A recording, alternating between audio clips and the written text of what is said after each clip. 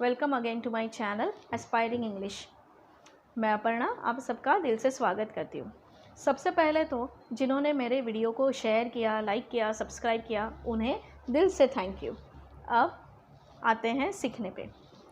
सीखने से पहले मैं आपको बताना चाहती हूँ कि मैं किस तरीके से आपको सिखाऊंगी या आपको किस तरीके से सीखना है। इस प्रोसेस में मेरा पार्ट क्या होगा और आपका पार्ट क्या होगा। ओके, तो शुरुआत करते हैं। पहले एक बहुत इम्पॉर्टेंट चीज़ मैं आपसे शेयर करना चाहूँगी या बताना चाहूँगी कि इंग्लिश इस चीज़ को लेके ना मेरे मन में भी डर था, जो कई लोगों के मन में रहेगा। ऐसा लगता था कि ये बहुत एक हार्ड लैंग्वेज है, ये हमें नहीं आ सकती। ओके, क्योंकि किसी का सुनते थे तो ऐसा लगता है वाह वैसे तो बहुत अच्छी इंग्लिश आती है, लेकिन मुझे क्यों नहीं आती है। ऐसा तो ऐसा कुछ भी नहीं है। ये एक भाषा है, ये हार्ड या आसान नहीं होती। इसका प्रॉब्लम इतना ही होता है कि भाषा हम जो भी भाषा हम सीखते हैं ना, अब अगर गौर करेंगे, अपनी मदर टंग होगी, मातृभाषा जिसे कहते हैं, वो आप बिना ग्रामर जाने, बिना सब कुछ जाने आप सीख जाते हैं। कितनी भी मुश्किल हो वो सीख जाते हैं आप। तो ये अगर ग्रामर नहीं पता फिर भी आप सीख गए, तो इसका रीज़न क्या हो सकता है? ये रीज़न है कि आप उस माहौल में हैं। आपके घर में आपके पेरेंट्स, आपके भाई बहन, ग्रैंड पेरेंट्स, जो भी है आपके जो रिलेटिव्स है, वो सभी इसी भाषा में बोलते हैं, तो आपको सुन के उस माहौल में रह के वो भाषा आ गई। बस अभी यही फ़र्क है अपनी भाषा और दूसरी भाषा में। दूसरी कोई भी भाषा, इंग्लिश ये एक ही भाषा नहीं है। कोई भी भाषा हमें नहीं आती, इसका रीज़न ये है कि हम उस माहौल में नहीं रहते। हम उसे सुनते नहीं हैं ज़्यादा बार। ओके, हम उसके माहौल में नहीं हैं, ये एक ही रीज़न है कि ये भाषा हमें हार्ड लगती है। तो सबसे पहले ये है कि ये इस भाषा का जो डर है वो मन से निकाल दीजिए। अब दूसरी चीज़, हम यहाँ कम्युनिकेशन सीख रहे हैं, तो प्लीज़ मैं जो भी स्टडीज़ आपको दूंगी वो आपको बोलना है, लिखना नहीं है। वीडियोस पे मैं जब यहाँ पे क्लासेस लेती हूँ तब तो मैं सामने उन्हें बोलने को कहती हूँ और वो बोलते हैं। अभी वीडियोस में ऐसे तो मैं नहीं कर सकती, लेकिन मेरा वीडियो ख़त्म होने के बाद, आप सब समझ जाने के बाद, आप अकेले में ही सही लेकिन उसे बोलिए, सेंटेंसेस बनाइए, लिखिए मत। ओके, लिखना तो बहुत कर लिया, अभी ज़रा बोलने पे आ जाते हैं क्योंकि ये कम्युनिकेशन क्लास है।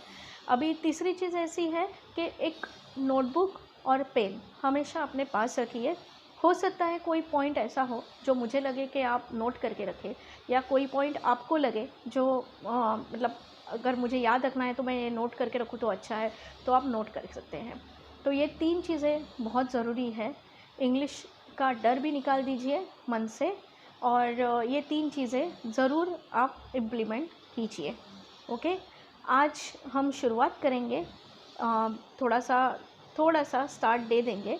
ओके, तो हर भाषा की तरह इस भाषा में भी, इंग्लिश में भी 3 टेंसेस होते हैं, 3 काल होते हैं। ओके, पहला जो है वर्तमान काल, दूसरा भूतकाल, तीसरा भविष्यकाल।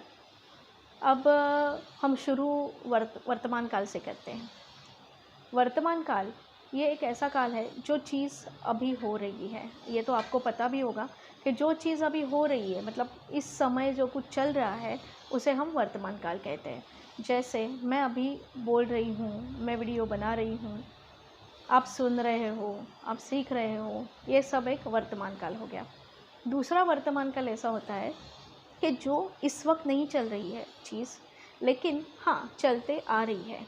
जैसे मैं वीडियोस बनाती हूँ, ये भी एक वर्तमान काल का ही पार्ट है।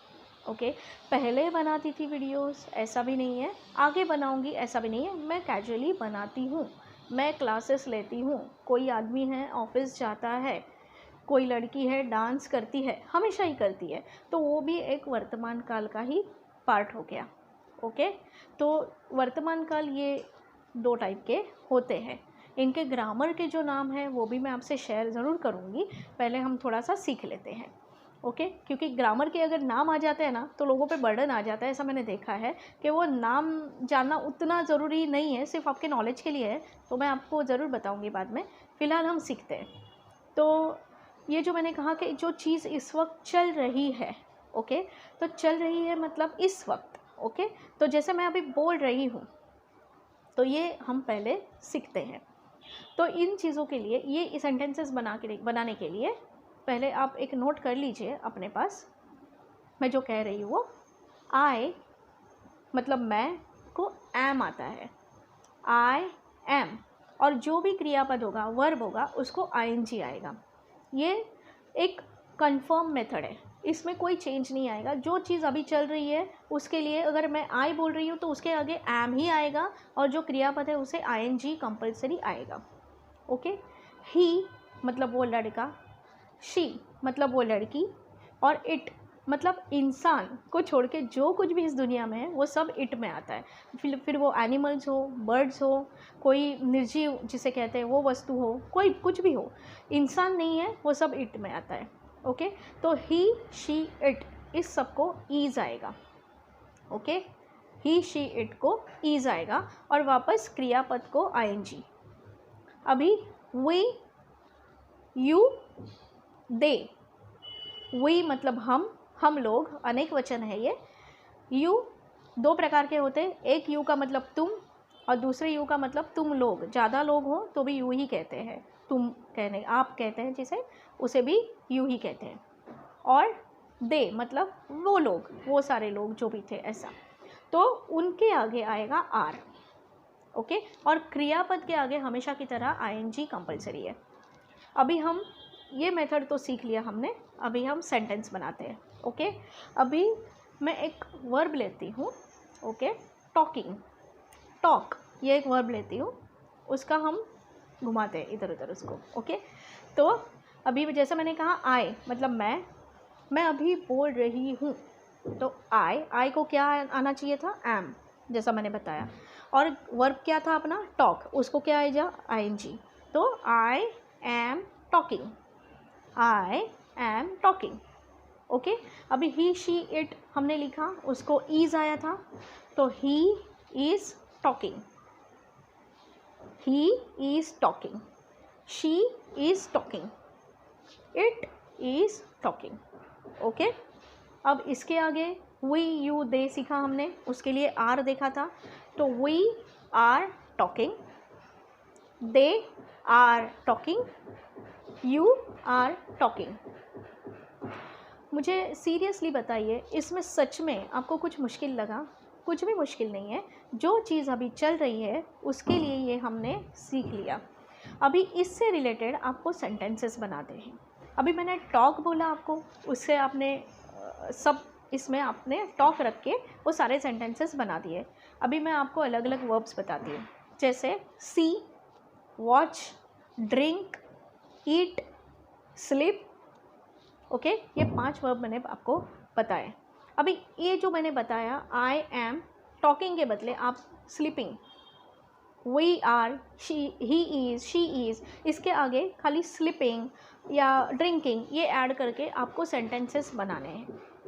ये अगर आपको आ गया तो जो चालू वर्तमान काल जिसे कहते हैं वो आपको आ गया। ओके। इसमें कोई मुश्किल चीज़ नहीं है, आपको सिर्फ थोड़ा सा ध्यान देना है, और ये जो मैं बोल रही हूँ वो आपको ज़ोर से बोलना है, धीरे नहीं बोलना है। प्लीज़ माइंड इट कि आपको ये ज़ोर से बोलना है। मन में बोलेंगे तो उसका फ़ायदा नहीं होगा, क्योंकि आपकी टंग को भी इंग्लिश की आदत होनी चाहिए। तो आपको ये ज़ोर से बोलना है। वापस एक बार दोहराती हूँ, आई एम क्रियापद को I N G, he she it is क्रियापद को I N G, we you they are क्रियापद को आईएनजी। अभी जो मैंने क्रियापद बताए उनको उसमें रख के आप ये सेंटेंस बनाना शुरू कर दीजिए। आज से ही, आज फर्स्ट डे है, इसमें ही आप कम से कम 25 से 30 सेंटेंस बनाना आपको आ गया। ये एक सिंपल फार्मूला है, और ये जो फार्मूला है इसी तरीके से हम बाकी सब इंग्लिश, पूरा इंग्लिश सीख लेंगे। ओके। ये आज के वीडियो में मैं इतना ही दे रही हूँ। अगले वीडियो में मैं दूसरा जो वर्तमान काल जो मैंने कहा था वो, और इस वर्तमान काल का निगेटिव और क्वेश्चन, ये दोनों आपको सिखाऊंगी। तो कीप वॉचिंग, स्टे ट्यून्ड। और अगर आपको सच में वीडियो अच्छा लगे और कुछ भी कमेंट्स हो, कुछ भी आपको क्वेरी हो, तो ज़रूर शेयर कीजिए, और ये वीडियो को ज़रूर शेयर कीजिए। जिनको सच में ज़रूरत है उनको, मतलब ये वीडियो से बहुत फ़ायदा होगा। Okay. Thank you so much.